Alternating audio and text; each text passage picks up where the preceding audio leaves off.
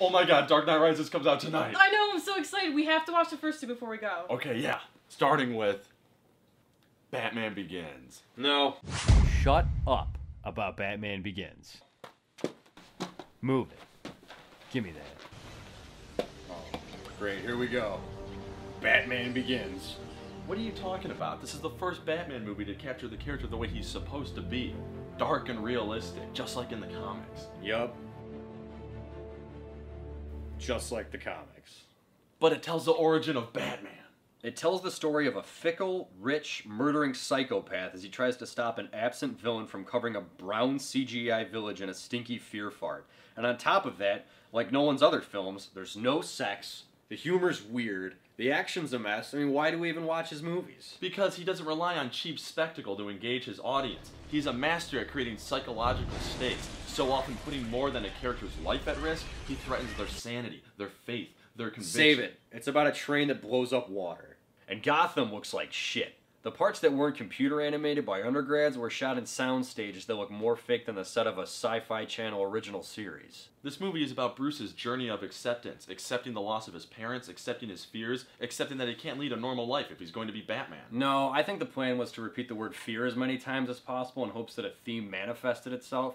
This movie loves repeating things, as though an abundance of symmetry can make up for a lack of focus. Didn't you get the memo? Didn't you get the memo? So we can learn to pick ourselves up. So that we can learn to pick ourselves up. Haven't given up on me yet.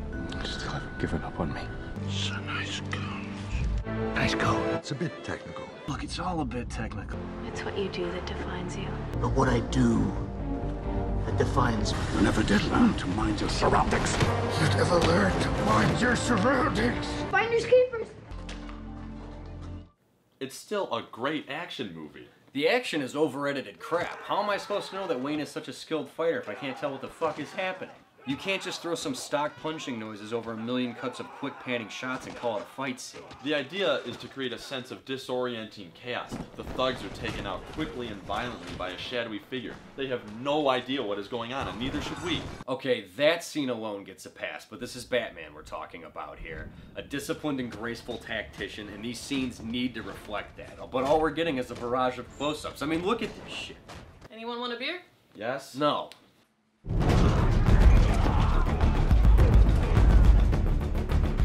And the Tumblr sequences are just a vector for lame jokes. I gotta get me one of those. Yeah, my dad laughed really hard at that. Yeah, apparently Hollywood will always treat the Batmobile as the pinnacle trump card in any automotive dick measuring match. I want a car. Chicks dig the car. We've come nowhere. But most importantly, it's about the characters? Right. Like worthless twist-face Rachel Dawes, the housekeeper's daughter who's now a DA because it's convenient to the plot.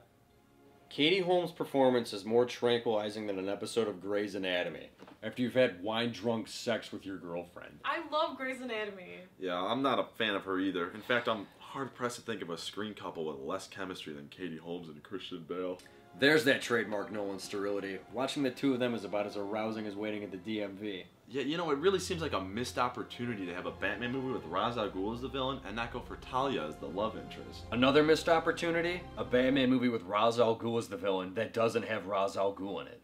We see him in the beginning, then Liam Neeson disappears for half the film, and we're left with an underwhelming Carmine Falcone and a cool but out-of-place Scarecrow. I love Cillian Murphy. The lack of any central villain for the majority of the film leaves the plot strolling around whimsically for the whole second act. When we do get hints of a developing scheme, they come to us in short, isolated scenes of painfully obvious plot points. Hey, what did they find in that thing? In there? Yeah. That's a plot device box. Oh. None of the characters in these scenes is of any importance to us. Bruce, Ra's, they're nowhere to be seen during these major advancements. In the clutch of the big third act action blowout, we get introduced to Pump Technician and Other Technician. So in case you didn't know what was going on, because the scenes building to this situation also didn't contain anyone you care about, the expository duo is here to explain it to you as clearly as possible. Pressure's moving along the mains, blowing all the pipes. And if that pressure reaches us, the water supply right across the whole city is gonna blow! And then, just as the train is derailed and Gordon saves all of Gotham, not Batman, we get a big, cathartic sigh of relief from this asshole. because he's the one we're invested in. And of course, this plot to evaporate Gotham's fear toxin polluted water supply is all Ra's al Ghul's doing. Mr. Ra's al Ghul? But we don't even find out he still matters until this confusing and wholly underwhelming plot twist. You're not Ra's al Ghul. You're not Ra's al Ghul. And now we find out that 1, Ra's al Ghul is still alive because 2, Ducard is actually the true Ra's al Ghul. That's 2 plot twists, back to back, both serving the same goal of revealing the mystery villain. But this mystery is such an afterthought throughout the whole movie, and the double reveal is so awkward that it's hard to really care. Their final confrontations with each other do lack any real punch. Going into this movie, I was hoping for a classic sword fight climax, like the sweaty, shirtless exchange of hairy-chested masters that Neil Adams drew. Do they have to be sweaty? Actually, in the script, they did have a brief sword fight inside Burning Wayne Manor. What? Why didn't that happen? I was also hoping that Ra's would call Bruce the detective. Yeah, but that wouldn't make sense in this movie since Morgan Freeman is the one doing all the detective work. True, he is the one who figures out why the plot device box was stolen and how they plan to use it. And he concocts the fear toxin antidote. I mean, I understand any of that. Yeah, you are. You're Batman, or is Morgan Freeman the world's greatest detective now? Yet this is the movie that everyone loves because it tells the origin story of Batman. Wrong. It fails to capture the character at his core. Okay, now that's a little extreme. Is it? The biggest flaw with Bruce's character in this movie is his reckless, devil-may-care approach to human life, despite his so-called convictions on the subject of murder. Whoa, okay, what are you talking about? Honestly, when was the last time you watched this movie? In Ra's al Ghul's monastery, Bruce is asked to execute a man for his crimes, but Bruce refuses, stating that it's what keeps him separate from them. Yeah, it's badass. Yeah, it would be if he didn't then blow up the whole monastery and kill Ken Watanabe and who knows how many faceless ninjas.